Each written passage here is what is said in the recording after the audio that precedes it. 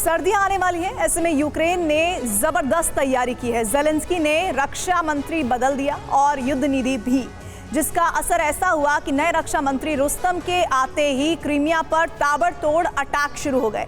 यानी नए रक्षा मंत्री रुस्तम ने धमाकेदार दस्तक के जरिए रूस को सीधा चैलेंज किया है। काला सागर धधकने वाला है, क्रीमिया पर रूस का दबदबा खत्म होने वाला है। यूक्रेन का टारगेट नंबर 1 क्रीमिया पर अटैक दे दनादन।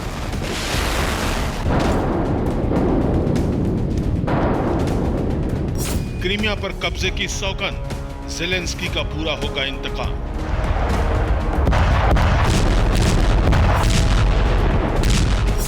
यानी रूस यूक्रेन युद्ध में अभी तक जो नहीं हुआ वो अब होने जा रहा है, क्योंकि ज़ेलेंस्की ने ठान लिया है हर कीमत पर क्रीमिया पर कब्जा करना है, फिर चाहे इसके लिए किसी भी हद तक जाना पड़े।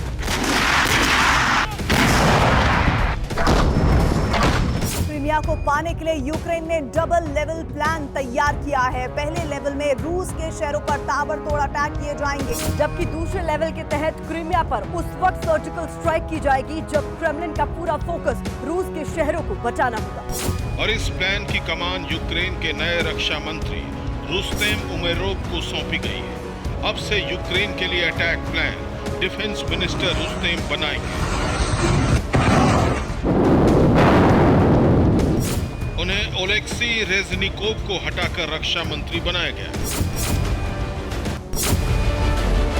रुस्तम को ऐसे वक्त में रक्षा मंत्री बनाया गया जब यूक्रेन के पास ज्यादा वक्त नहीं बचा है, या तो कर जाओ या फिर मर जाओ। यानी यूक्रेन को अगर रूस का मुकाबला करना है तो कुछ ऐसा करना पड़ेगा जिससे रूस बैकफुट पर धकेला जा सके। इसके लिए सिर्फ और सिर्फ क्रीमिया ही ऐसा टारगेट है जहां पर कब्जा करने का मतलब है रूस को जबरदस्त झटका।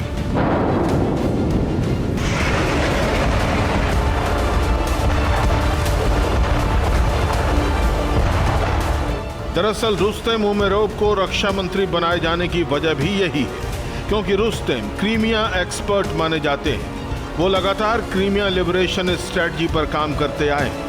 क्रीमिया पर रुस्तेम के ब्लूप्रिंट पर नेटो ने भी भरोसा किया है।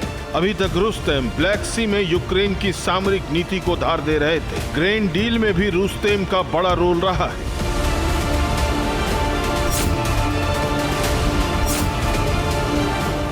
लेकिन अब हालात दूसरे हैं। रुस्तम पर भरोसा जताना ज़ेलेंस्की का पिछले 17 महीनों में सबसे बड़ा फैसला बताया जा रहा है। इसका असर भी हुआ। जैसे ही रुस्तम डिफेंस मिनिस्टर बनाए गए, उसी दौरान क्रीमिया पर कई हमले किए जाने लगे।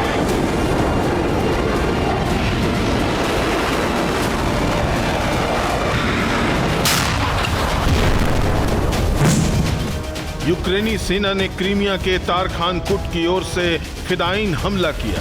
एक बोट में 50 कमांडो सवार होकर क्रीमिया में सर्जिकल स्ट्राइक कर दाखिल होने की कोशिश की। दूसरी तरफ क्रीमिया पर एयर ड्रोन से भी हमला किया गया। साथ ही कर्च ब्रिज पर सी ड्रोन बटालियन अटैक करने के लिए जा पहुंची।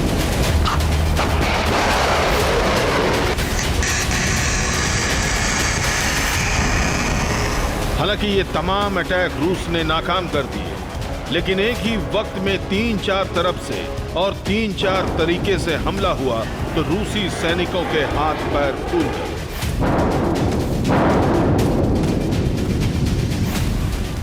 दरअसल ये रूसी डिफेंस मिनिस्टर रुस्तम के वॉर प्लान का हिस्सा भी हो सकता है। शायद एक साथ अटैक करने के पीछे मंसूबा क्रीमिया के डिफेंस सिस्टम की ताकत समझना हो।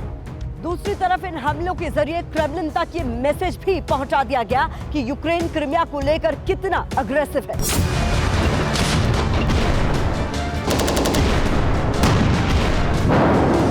दरअसल रेजनिकोव को ज़ेलेंस्की काफी वक्त से हटाना चाह रहे थे। ऐसा नहीं है कि रेजनिकोव काबिल रक्षा मंत्री नहीं थे।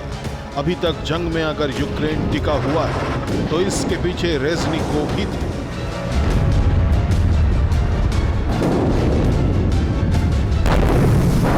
लेकिन पिछले कुछ वक्त में उन पर हथियारों की सप्लाई में भ्रष्टाचार के आरोप लगे।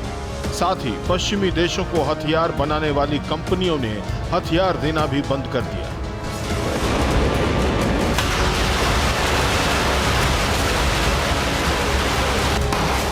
यूक्रेन लगातार कमजोर पड़ता जा रहा था। ऐसे में ज़ेलेंस्की ने कड़ा फैसला लिया। इस फैसले से दो मैसेज दिए कि वो जंग जीतने के लिए कितने अग्रेसिव हैं। दूसरा ये कि वो किसी भी कीमत पर भ्रष्टाचार बर्दाश्त नहीं करेंगे।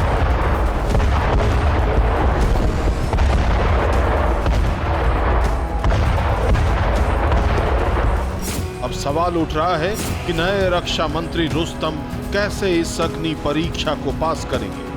दरअसल रुस्तम ऐसे ब्लूप्रिंट पर काम कर रहे हैं जिसके जरिए रूस को सबसे ज्यादा नुकसान पहुंचाया जा सकता है।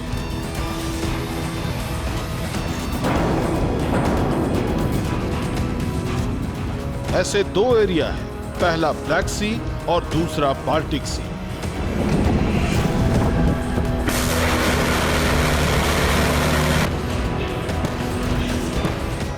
ब्लैक सी से सटे पोर्ट सिटी पर यूक्रेन घेराबंदी करता रहेगा, जिसमें ब्लैक सी से सटे क्रीमिया को टारगेट करेगा। दूसरी तरफ बाल्टिक से सटे कैलिनिनग्राद पर फोकस करेगा।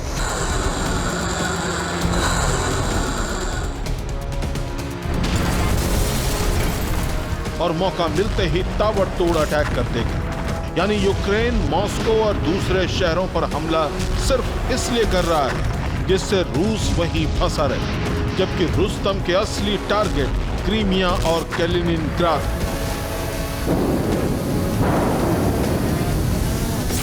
अब तैयारी समझ लीजिए, जहां F-16 जेट डेनमार्क और नीदरलैंड से मिल रहे हैं। डेनमार्क के पायलट की पहली टीम की ट्रेनिंग चल रही है, वहीं 70 पायलट की दूसरी टीम फ्रांस ट्रेनिंग के लिए जा रही है।